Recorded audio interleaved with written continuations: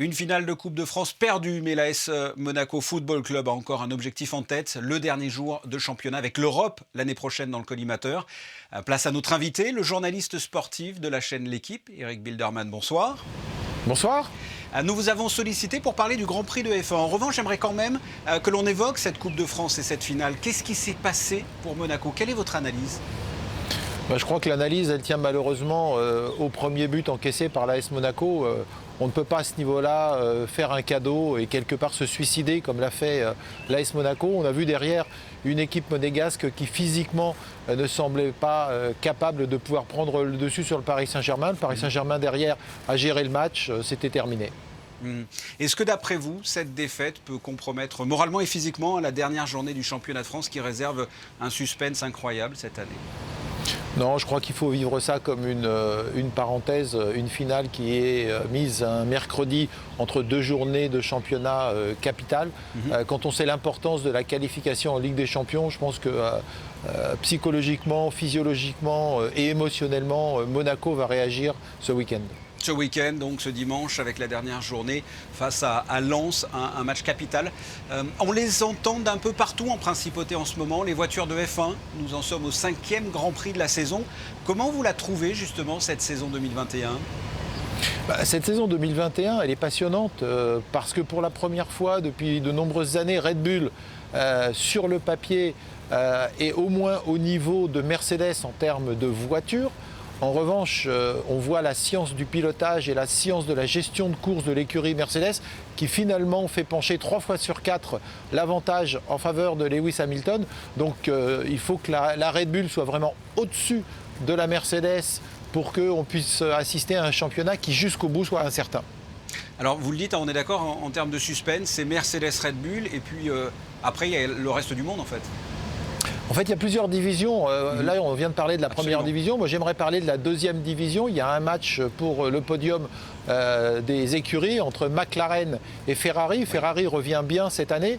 On voit que Carlos Sainz est au niveau de Charles Leclerc. Ça change de l'année dernière avec le quadruple champion du monde de Vettel qui avait démissionné. Oui. Donc, il y a un championnat de la deuxième division quelque part de la Formule 1 qui est passionnant. Et derrière, il y a le championnat de la troisième division où on va retrouver AlphaTauri. On va retrouver des équipes comme Alpine qui se battent pour des accessites. Charles Leclerc nous disait justement à l'antenne qu'au vu des performances de sa voiture, il visait la 4e ou 5e place. C'est sa place légitime cette année?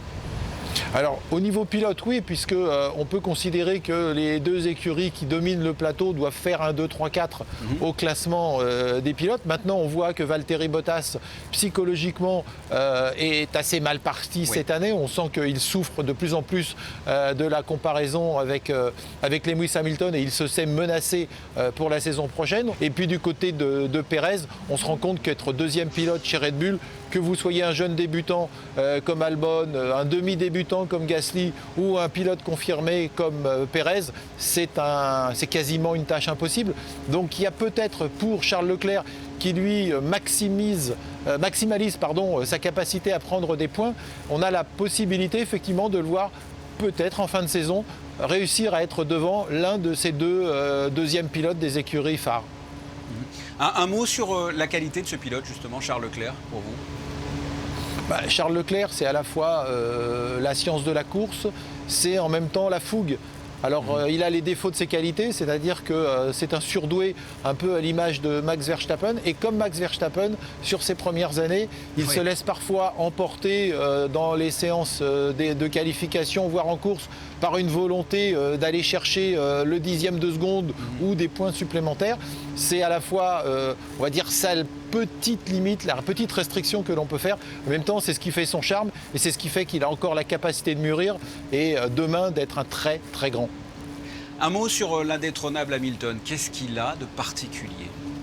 Il a la meilleure voiture, mais quand vous avez la meilleure voiture, ce n'est pas ce qui explique que vous êtes le meilleur pilote, c'est parce que vous êtes le meilleur pilote que vous obtenez la meilleure voiture.